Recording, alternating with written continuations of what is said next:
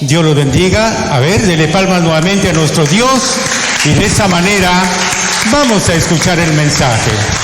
Nuestro hermano pastor tiene el mensaje en esta noche. Dios bendiga a nuestro hermano. Buenas noches, que Dios los bendiga. Amén. Amén. Bien, mientras vamos a abrir la Biblia en el libro de Mateo, capítulo 24, versículo 7. Mateo, capítulo 24, versículo 7. Hoy día vamos a hablar acerca de el hambre que viene a la tierra. Es necesario que la iglesia pueda percibir y ver que lo que está pasando con este país europeo como es Ucrania y con Rusia, que es del norte del Oriente, ¿cuáles son las repercusiones que va a tener no solamente como iglesia, sino como país? Están allí en Mateo capítulo 24, versículo 7, hambre en la tierra. Vamos a leer la palabra del Señor con la bendición del Padre, del Hijo y del amado Espíritu Santo. Porque se levantará nación contra nación y reino contra reino, y habrá pestes, hambres y terremotos en diferentes lugares. Amén. Tome asiento. Sé que no ignoramos lo que está pasando en el otro lado del mundo. A través de la noticia estamos viendo, hoy es el día 18 desde el día en que inició la guerra allá en Ucrania. La Biblia habla de rumores de guerra, pero esto ya no fue un rumor. Los rumores los hemos estado escuchando en diferentes naciones. Esto es una realidad que la iglesia no puede ignorar. Es una realidad que nosotros debemos estar atentos. Recuerden que ya entramos a los tiempos proféticos. No estamos viviendo los tiempos que vivíamos hace 40, 50 años. Ya hemos entrado al Kairos de Dios. El Kairos de Dios significa el cumplimiento o el tiempo de las profecías. Vamos al versículo 4 del libro mismo de Mateo, capítulo 24, versículo 4, y veamos cómo el Señor nos anticipó de todas estas cosas que iban a pasar. Lo primero que iba a pasar, la primera señal que iba a pasar era una señal interna. Es una señal interna, un acontecimiento interno dentro de la iglesia. Mira lo que dice el versículo. Respondió Jesús y les dijo: miren que nadie los engañe. Hoy estaba viendo algunos registros en video de diferentes iglesias europeas, americanas, y para no ir tan lejos, aquí nomás en la región, en Latinoamérica, estaba viendo varios videos desde el año 2000, desde el día en que las Torres Gemelas, 2001, el 11 de septiembre, cuando las Torres Gemelas se vinieron abajo y se cumplió lo que dijo el profeta Isaías sobre la profecía sobre Estados Unidos, sobre Efraín, cuando Dios la iba a humillar. Desde ahí la iglesia empieza un nuevo mover para ellos, un mover del Espíritu Santo. Lo tomaron de esa manera, pero no era más que el inicio de la apostasía. Y la apostasía, amados hermanos, tiene que darse primero en la iglesia. La apostasía tenía y tiene y se está dando dentro de la iglesia.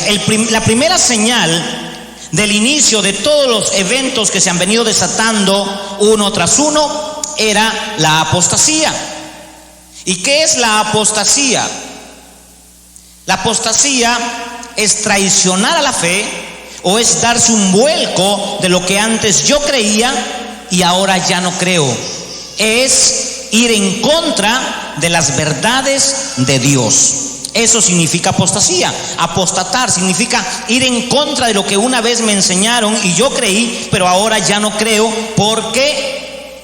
Porque comienzo a escuchar ciertas cosas o ciertas revelaciones de diferentes hombres, entre comillas, de Dios que se levantan. Entonces la primera señal que la Biblia nos habla para que dé acontecimiento a lo que hemos llegado, mire, estamos 2022. ¿Cuántos años han pasado desde el día en que entramos en el reloj profético de Dios? 22 años. Pero el Señor ya nos venía advirtiendo desde el año 1948, el 14 de mayo, cuando la nación de Israel se hace un pueblo, se independiza esta pequeña nación. Desde ahí empieza la iglesia a tener en cuenta las cosas que vendrían.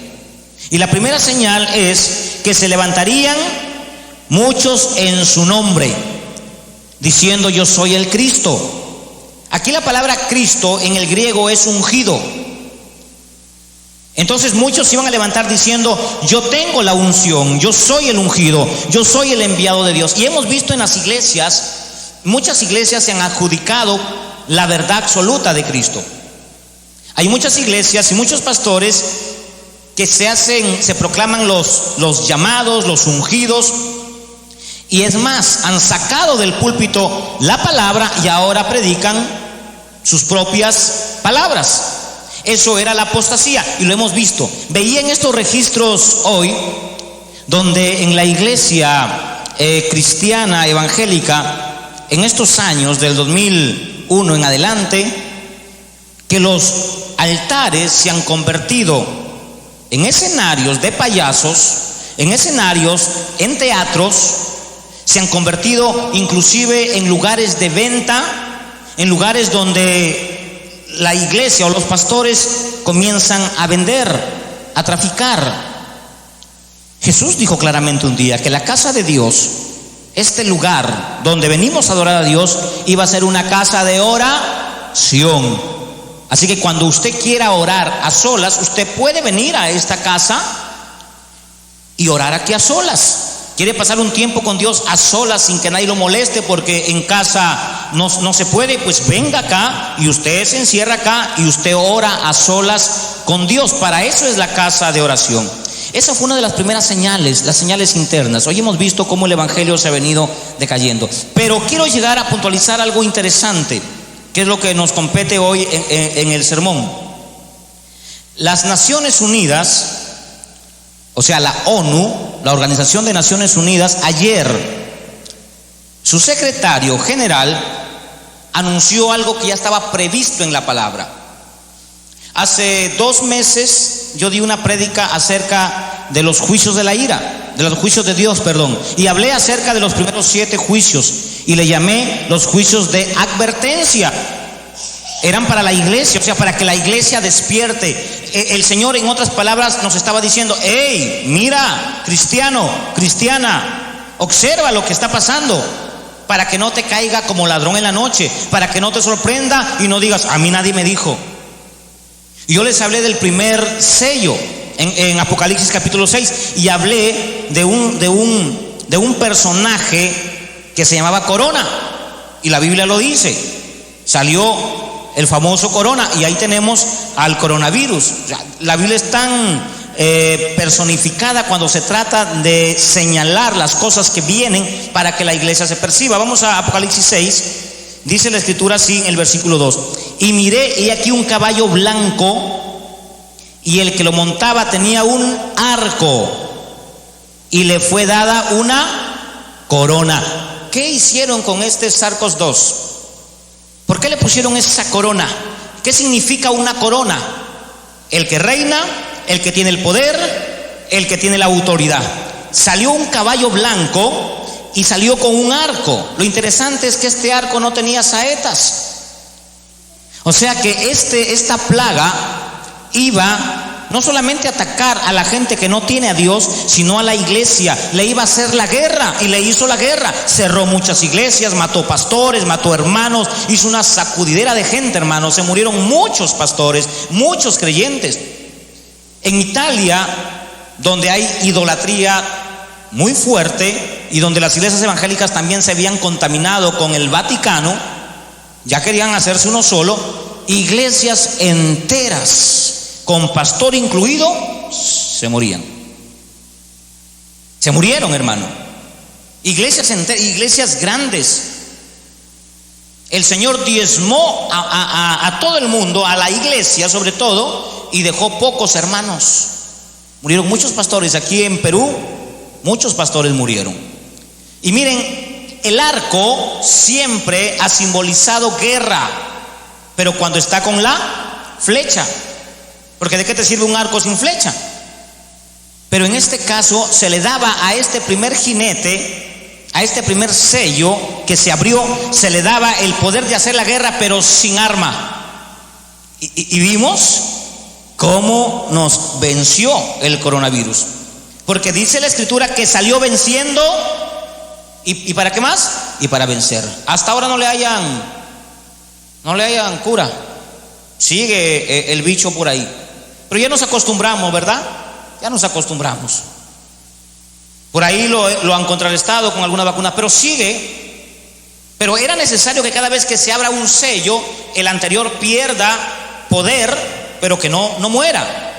Ha perdido poder porque tiene que darle paso a los siguientes sellos o a los siguientes acontecimientos que se están dando. Ya el segundo acontecimiento, vamos a ver cuál es el segundo. Cuando se abrió el segundo sello, oí un segundo ser viviente decir: ven y mira. Y salió otro caballo bermejo. Al que lo montaba le fue dado poder de quitar de la tierra la paz y que se matase unos a otros. Y se le dio una gran espada. Este caballo bermejo, escuche bien eso. ¿Alguien sabe qué significa el color bermejo? Tenemos aquí un congresista que se apellida Bermejo y es de un partido que usted sabe qué es. ¿Qué significa bermejo? Rojo. ¿Y cuál es el color del comunismo? El rojo. ¿Y sabe usted que Latinoamérica, hoy Gabriel Boric ya tomó la presidencia en Chile? Tenemos acá un demócrata nomás acá arribita en Brasil. Acá tenemos a un comunista que pues es comunista malo, un aprendiz de comunista, pero al menos está siendo gobernado por otros y está trayendo crisis. Y eso es lo que vamos a encontrar, hermano, que se aumenta el sicariato. Hace una semana, aquí nomás en Sullana, lo que veíamos en otros lugares, han encontrado a una persona descuartizada y la mano por acá, la cabeza por acá. Se matan los unos a los otros. O sea que el comunismo no solamente se va a imponer, porque ya lo estamos viendo, pero no tiene todo el apogeo que lo va a decir más adelante nosotros 7 juicios, sino ahora está generando una plataforma para que el dictador de dictadores se pueda presentar, y ese se llama anticristo.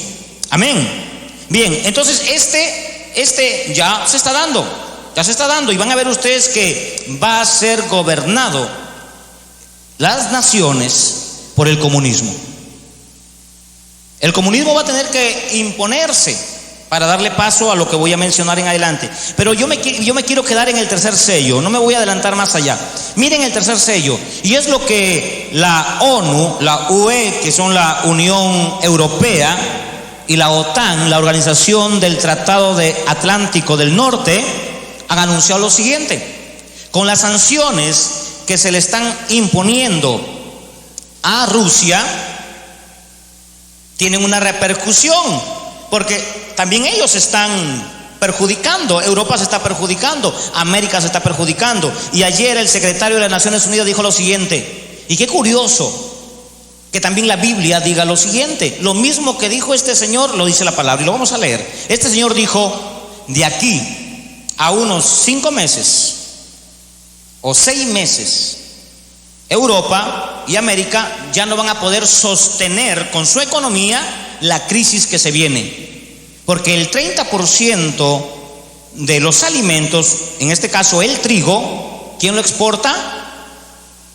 Ucrania, con Rusia. ¿Y qué está haciendo Rusia con los graneros? A Ucrania y a Rusia se les conoce como los graneros del mundo. Y si el trigo de aquí, cuando ya Europa y América no puedan contener se desabastezcan, va a venir una tremenda crisis, una hambruna tremenda. Y mira lo que dice la palabra. Cuando abrió el tercer sello, oí al tercer ser viviente que decía: ven y mira, y aquí un caballo negro, y el que lo montaba tenía una balanza en la mano. Y oí una voz de en medio de los cuatro seres vivientes que decía: un kilo de trigo por el precio de un salario de un día. ¿Cuánto equivale el salario de un día? Creo que estamos en 9.30 el mínimo, ¿verdad? Estamos en 33 soles el salario diario. El jornal diario es 33 soles. ¿Y sabe cuánto va a costar de aquí en adelante? Esto es haciendo un cálculo general de los productos. Un salario, un kilo de trigo. Por lo tanto, el trigo va a escasear. Y ya lo dijo las Naciones Unidas. Estados Unidos está preocupado, está muy preocupado. Él puede aguantar 6 meses nomás. Con su economía y los combustibles, hermanos, se van a ir, pero a las nubes. Se van a ir a las nubes. Los alimentos van a estar por las nubes. Le viene una recesión mundial. Nos viene una recesión. Nos viene, hermanos. ¿Cómo aguantarla? Pues dejar de sancionar a Rusia y que haga Ucrania la paz inmediatamente con Rusia, lo cual creo yo, en mi opinión personal, que eso no va a pasar, porque de aquí en adelante este sello dice que tiene que haber un desencadenamiento, o sea, en el cuarto, un desencadenamiento de guerras. ¿Y sabe lo que dice Rusia? Si es que alguien se mete a defender a Ucrania, pues agárrensela. Así que oremos al Señor. Si estos son los tiempos, se van a dar. Oremos al Señor para mantenernos preparados, porque lamentablemente estoy recibiendo a través del grupo que tenemos de pastores de otros lugares, pedir oración para que lo que va a pasar no pase.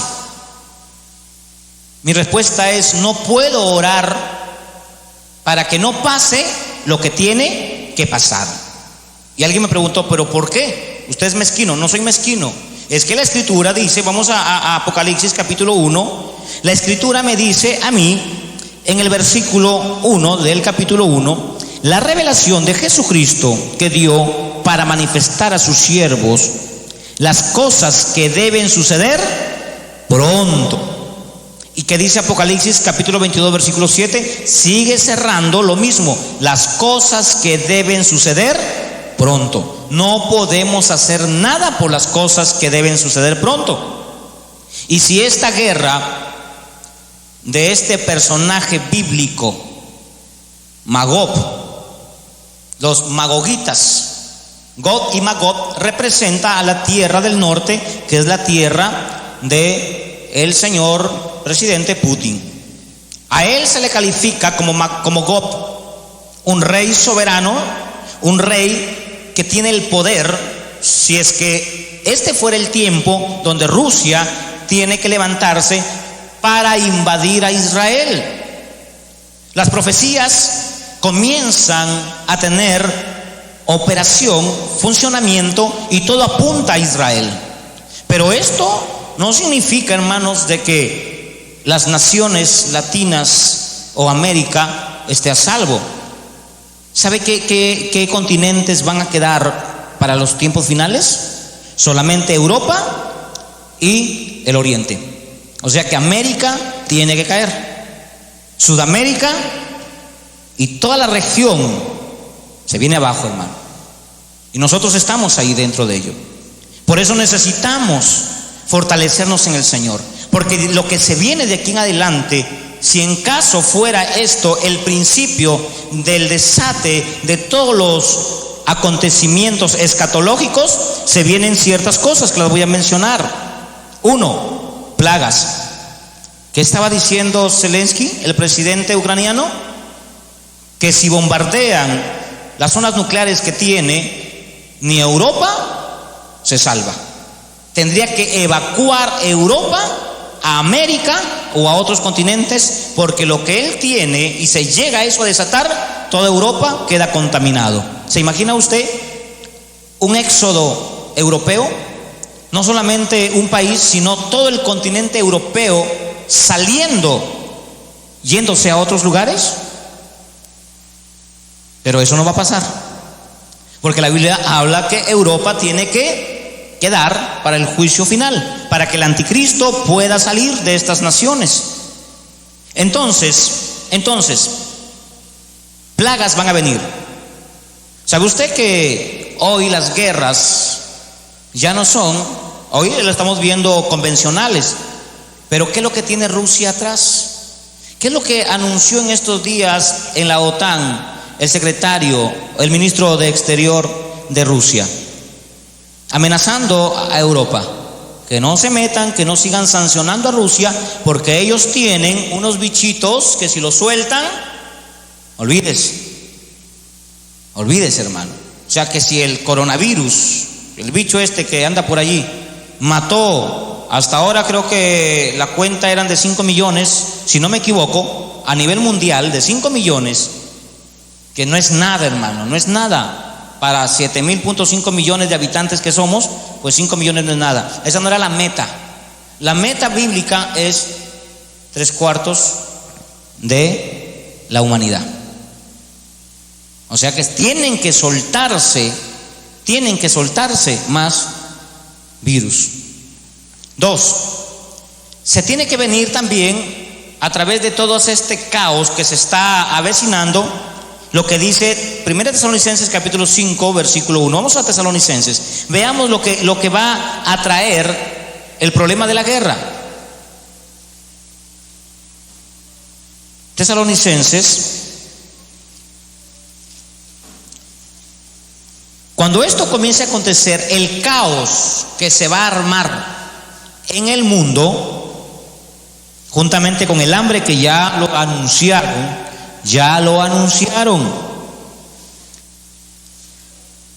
El hambre es tremendo, hermano.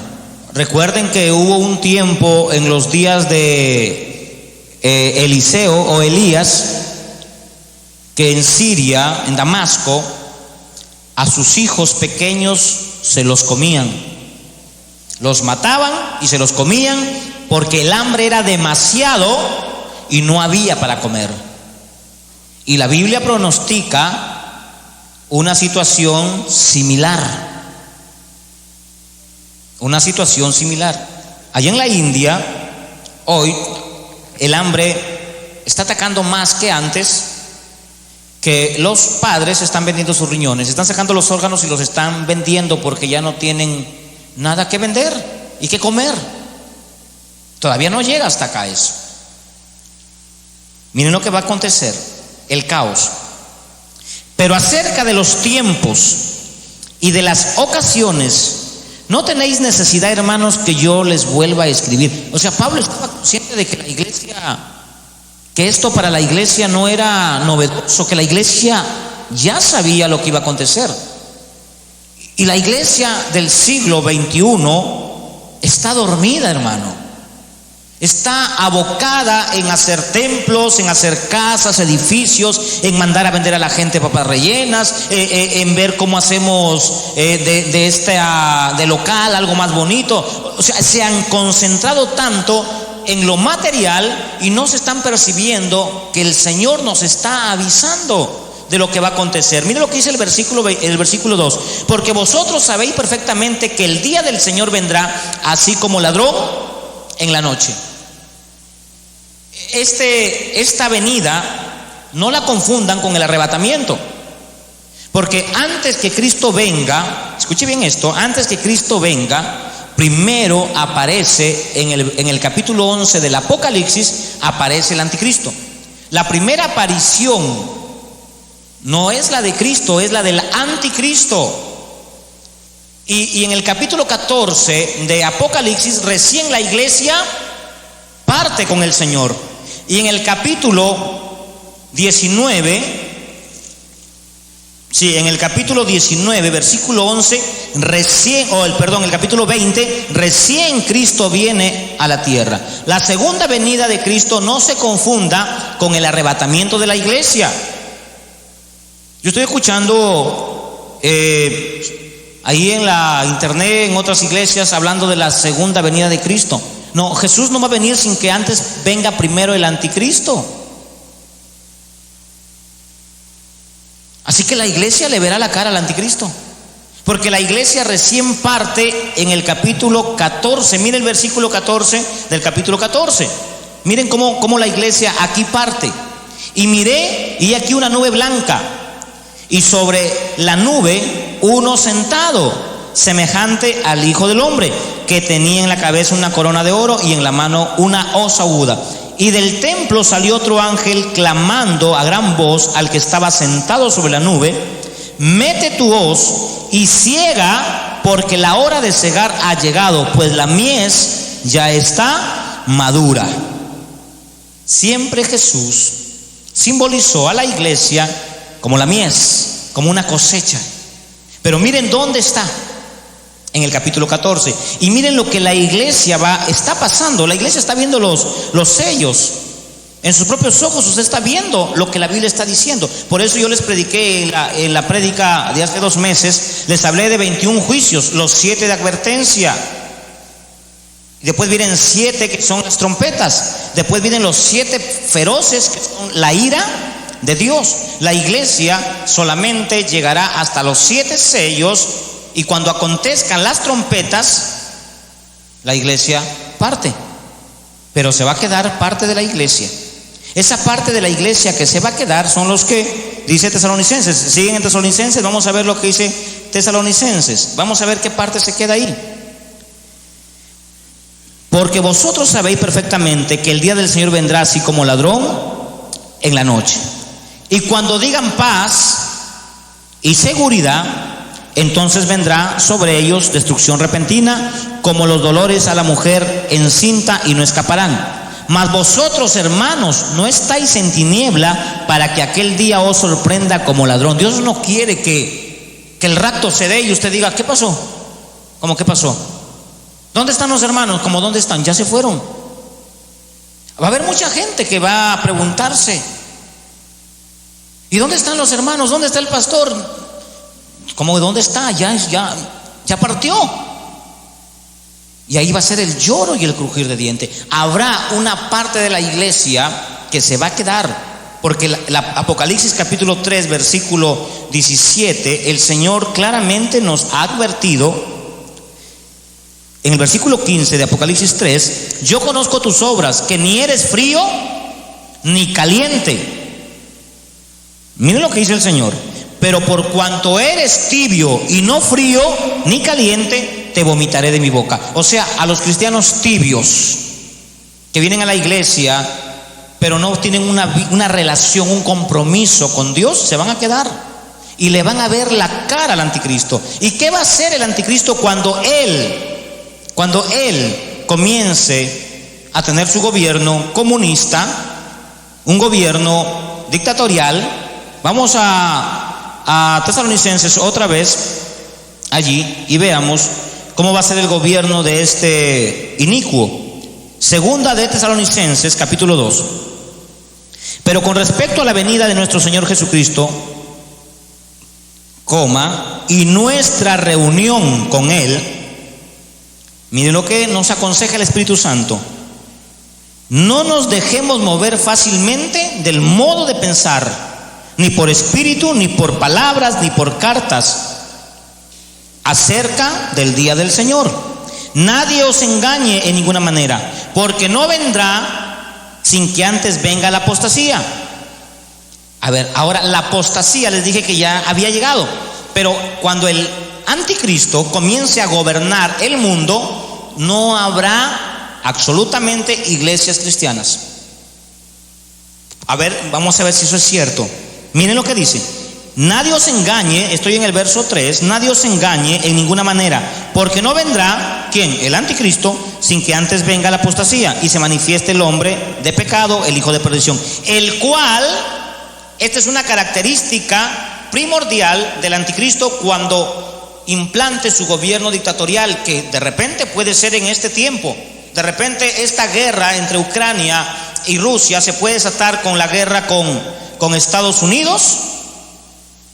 Y hermano, la OTAN se levanta, Europa se levanta, y todo esto es una guerra tremenda y hay un caos tremendo y la gente va a pedir a gritos paz y seguridad. Y ahí es donde este anticristo tiene que levantarse. Tiene que haber caos en el mundo para que el anticristo pueda hacer su aparición. Ya tenemos caos en las iglesias, hay un caos tremendo en las iglesias. Mi hermano, hoy es bien difícil que una iglesia de diferente denominación se reúna con otra iglesia de otra denominación. Yo estoy seguro que si nosotros mandamos una invitación al movimiento misionero o a la Luz del Mundo o a otra iglesia y les decimos, señores, queremos hacer un culto unido juntos, te van a decir no aceptan, no quieren. Yo rogaría que me dijeran eso, yo me iría con ustedes a su culto de ellos, porque somos uno solo en el Señor. Pero el caos divide, el caos confunde. Ellos dicen, no voy allá porque de repente tienen otra doctrina, otra costumbre y se van a contaminar y tienen un caos espiritual. Entonces es necesario que haya caos en el mundo para que el anticristo pueda hacer su aparición. Y la primera característica de este hombre que traerá paz y seguridad momentánea, primero lo que va a hacer como todo dictador, se va a oponer contra todo lo que se llame Dios. Mire su Biblia. Se va a oponer y se va a levantar primero. Lo primero que va a hacer antes de dar sus políticas económicas, de salud, sus políticas para organizar el mundo, lo primero que él va a decir, muy bien señores, hoy el opio de la sociedad es la religión. Se me cierran las iglesias. Eso es lo que va a hacer. Se va a oponer y se va a levantar contra todo lo que se llama Dios y lo que es objeto de culto. O sea, nadie adora a Dios, solamente a mí. Solo a mí, va a decir el anticristo. Entonces las iglesias se cierran, se van a expropiar locales, enseres.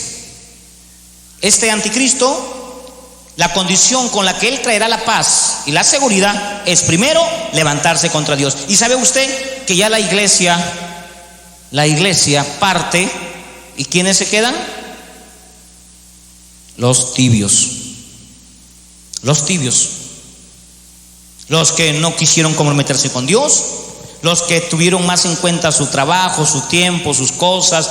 En ese momento usted se va a dar cuenta que todo lo que se predicó en la iglesia era verdad, que no era un curso de religión, que usted no venía a la iglesia solamente a escuchar un curso de religión, a que le hagan unas oraciones volátiles y después irse a su casa.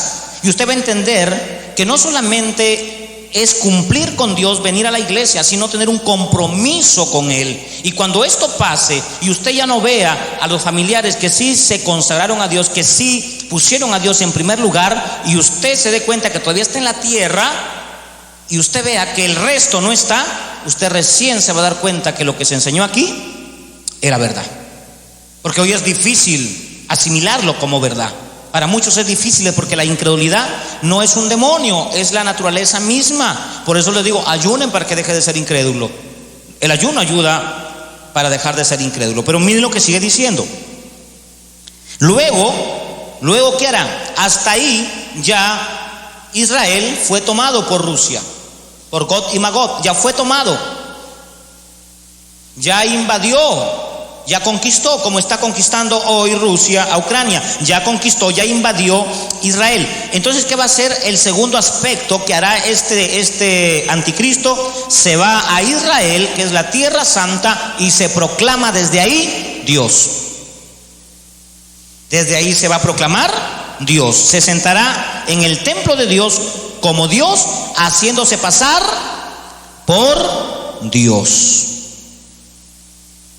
Y los va a perseguir a usted, y los va a perseguir. Habrá una persecución de una manera tan dura, la gente llorará. La gente, ¿sabe lo que va a pasar ahí? Ahí van a pasar tres cosas que son muy importantes. Uno, persecución para la iglesia a través de las leyes políticas. Todo aquel que es cristiano, que se le decomisen sus cosas, sus propiedades. Eso pasó en el tiempo de Nerón, cuando la iglesia primitiva recién empezó a crecer. ¿Y qué hizo el emperador? Este anticristo será un emperador, pero no solamente de un continente o de ciertas naciones, será un emperador mundial. O sea que una ley que él diga va a ser para todo el mundo. Una ley que él diga. Entonces, la primera ley que dará es que todo aquel que pronuncie el nombre de Jesucristo en diferentes lenguas, o que se congregue anunciando, predicando o hablando el nombre de Dios que no sea el nombre de él, le van a decomisar las cosas, lo van a meter preso. ¿Cómo hará usted si se queda? ¿Cómo haremos? ¿Cuál va a ser nuestra forma de vivir? Si hoy ya no podemos entrar a estas tiendas porque no está vacunado con las 2, 3 dosis, no te dejan entrar, pero al menos mandas a alguien y ese alguien te compra, ¿verdad? Pero ¿sabe lo que va a pasar en ese tiempo? 2, va a haber persecución civil. No vas a poder ir a los supermercados, no vas a poder comprar ni en el mercado, porque todo estará censado, todo estará vigilado. Y en la parte civil, si tenías trabajo, como eres cristiano y no renuncias a esa fe y ahora no te vuelves a este anticristo que se va a llamar Dios, entonces no tendrás trabajo, no tendrás seguro social, no tendrás escuela para tus hijos. Pero lo más grave y lo más complicado que la gente no va a poder, los cristianos no van a poder, algunos, sobrellevar, es que también habrá persecución familiar. Porque no todos somos cristianos en una casa. Habrá en una casa 5 personas, 5 integrantes de una familia, y de repente habrán 2 cristianos ahí y 3 que no lo son. Y estos 3 entregarán a esos 2. Habrán matrimonios, uno que es cristiano y el otro no. ¿Y qué hará el no cristiano? Entregará a la esposa. Porque por causa de ella, porque tener un cristiano en una familia va a ser sinónimo de pobreza, de miseria, y el gobierno estará en contra tuya. Entonces, ¿qué tienes que hacer tú? Entregar a tu hijo que es cristiano, entregar a tu esposo que es cristiano, entregar a tu esposa que es cristiana, entregar a quien sea cristiano, integrante de la familia, para que el gobierno, o sea, el anticristo, a través de los gobiernos lacayos que van a quedar, te pueda subsistir. ¿Quiénes van a poder resistir eso? Es mejor irnos en el arrebatamiento. Es mejor estar preparados.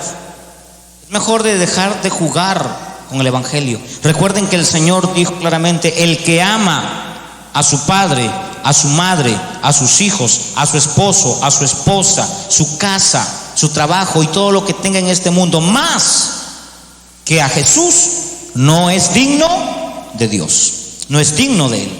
Y todo aquel que se avergüenza de Jesús aquí en la tierra, Él se avergonzará ya. Recuerde que nada hemos traído y sin duda nada llevaremos. Y para someternos a tremendos vejámenes que van a hacer cuando te cojan, cuando las autoridades te cojan, cuando este gobierno dictatorial esté, ¿sabe lo que van a hacer para que te dobleguen la fe? Mire lo que dice la Biblia sobre la famosa Inquisición. Hasta en la escritura está. Vamos a Tesalonicenses, veamos lo que sigue diciendo allí.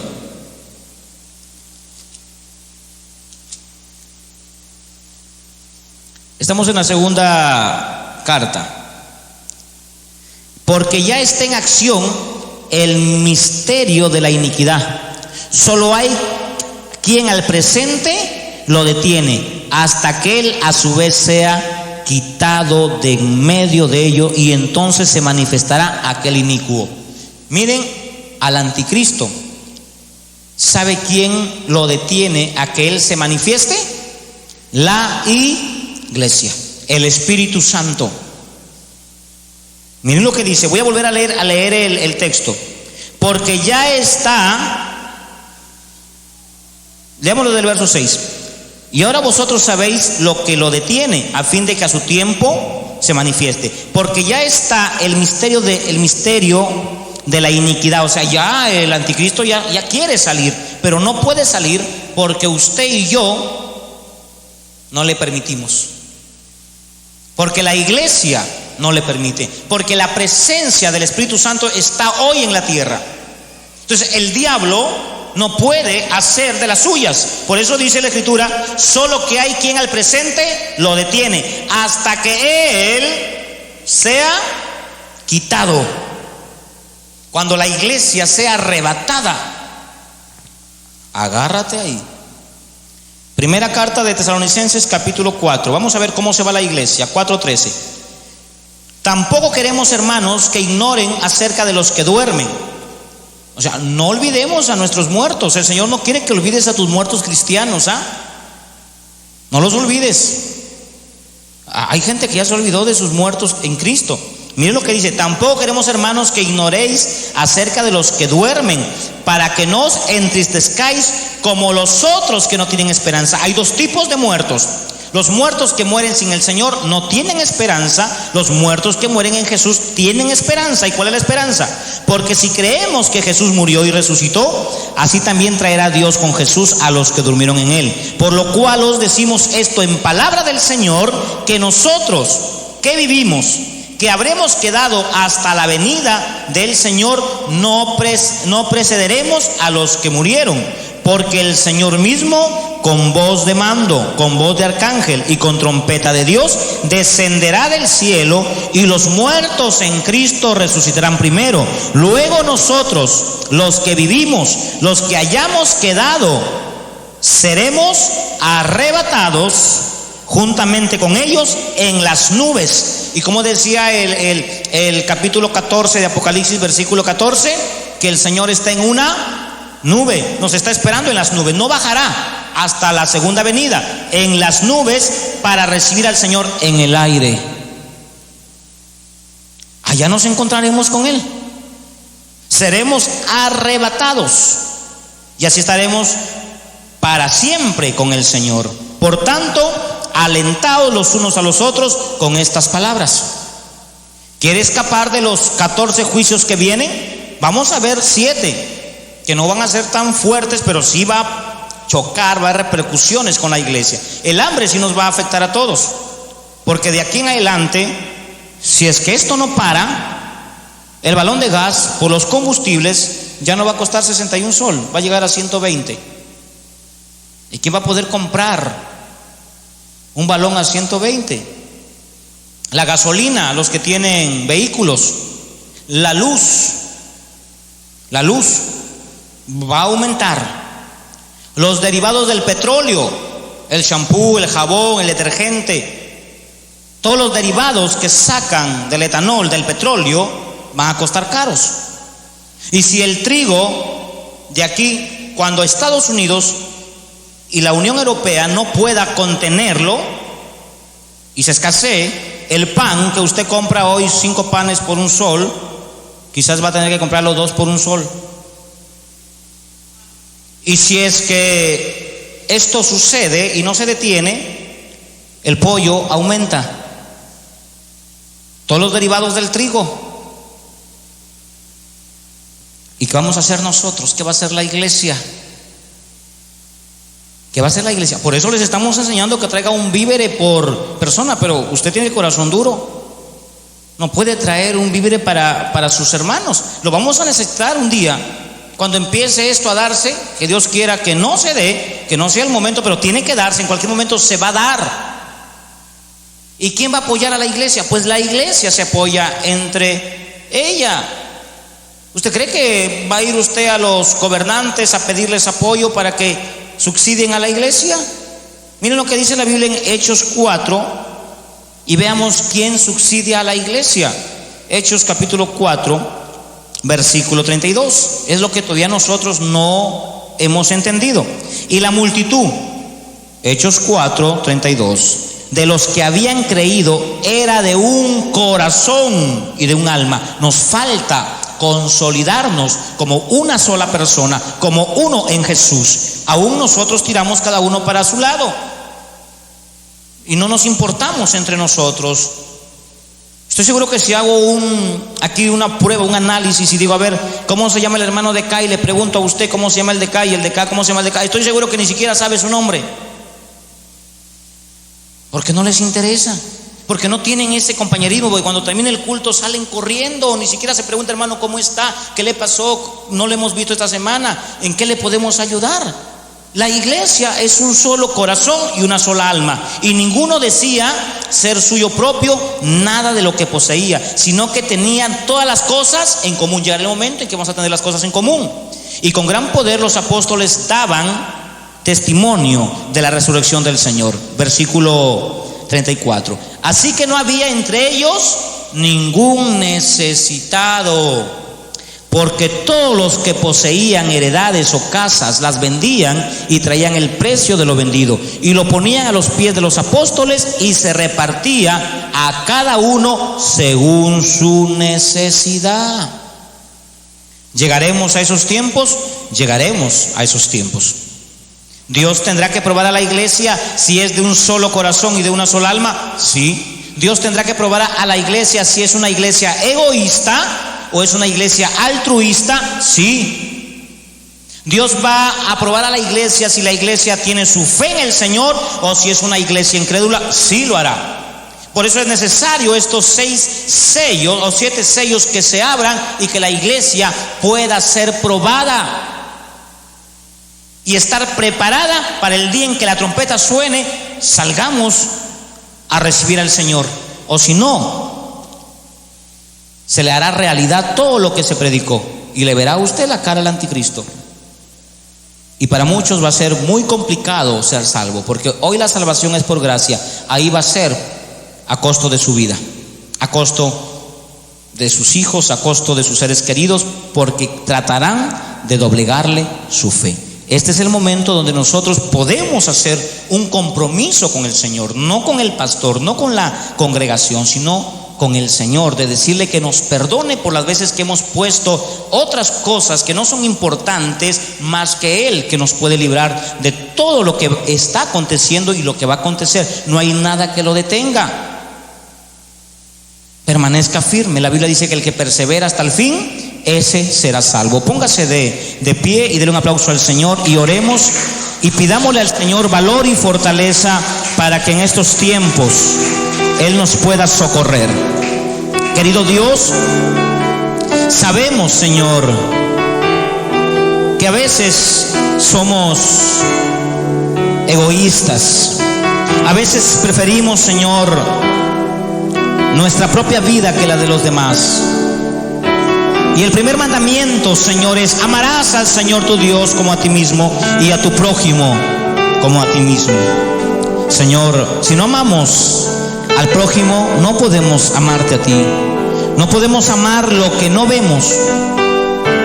Señor, ayúdanos a practicar el amor a través de traer un vívere, a través de preguntarle a los hermanos cómo está. Hay muchas formas, Señor, de cómo expresar nuestro amor al prójimo: con un saludo, con una sonrisa, con un abrazo, con un estrechón de manos, preguntándole cómo le ha ido. Hay muchas formas, Señor, en que podemos cumplir el mandamiento, pero nuestro egoísmo a veces no nos deja. Ayúdanos, Señor, a ser hombres de verdad, hombres unidos, mujeres unidas, una iglesia de un solo corazón y una sola alma. Prepáranos para las cosas que van a acontecer, pero que todo esto se haga bajo tu voluntad. Si así tú lo quieres, Señor, que así sea. Ayúdanos, Señor, a perseverar. Muchas gracias, Padre, en el nombre de Jesús. Amén. Denle un aplauso al Señor. Gloria a Dios. Bendito y alabado sea el nombre de nuestro